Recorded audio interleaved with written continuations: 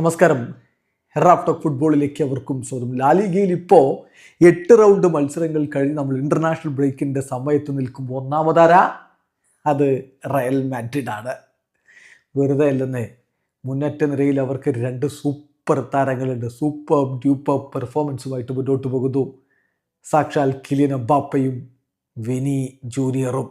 ആ രണ്ടുപേരും കഴിഞ്ഞിട്ടേ മറ്റാരും ലാലിഗയിലുള്ളൂ. അതൊരു ഫാക്റ്റാണ്. ആ വസ്തുത തെളിയിക്കുന്ന ഒരു കണക്കാണ് നമ്മൾ അവതരിപ്പിക്കുന്നത്. ഇപ്പോൾ ഈ സീസണിൽ ഏറ്റവും അധികം ഗോൾ കോൺട്രിബ്യൂഷൻസ് നടത്തിയത് ആരാ? ലാലിഗയിൽ കിലിയൻ എംബാപ്പെ. 9 ഗോളുകൾ അദ്ദേഹത്തിൻ്റെ വക, പിന്നെ 2 അസിസ്റ്റുകളും 11 ഗോൾ കോൺട്രിബ്യൂഷൻസ്. രണ്ടാമത് വിനി ജൂനിയറാണ്.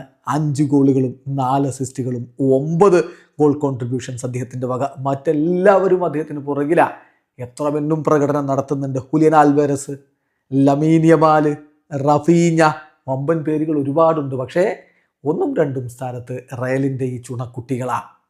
അപ്പോൾ സ്കോക്ക കൃത്യമായിട്ട് അവരുടെ കണക്ക് പുറത്തു വിടുന്നു. നമ്മളത് പരിശോധിക്കുകയാണ്.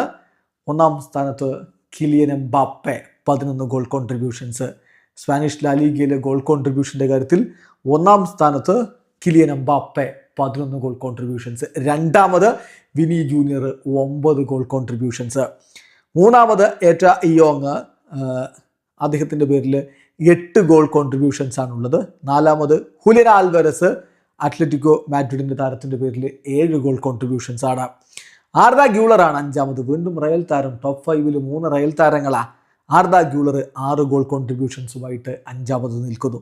പിന്നെ ലമീൻ യമാലും റാഫീഞ്ഞയും റൂബൻ വെർഗസും ഫെറാൻ ടോറസും കുച്ചോ ഹെർണാണ്ടസും ഒക്കെ 5 ഗോൾ കോൺട്രിബ്യൂഷൻസുമായിട്ട് പിന്നാലെയുമുണ്ട്. അപ്പോൾ ടോപ്പ് 5ൽ 3 റയൽ താരങ്ങൾ, 1 കിലിയൻ എംബാപ്പെ, 2 വിനി ജൂനിയർ.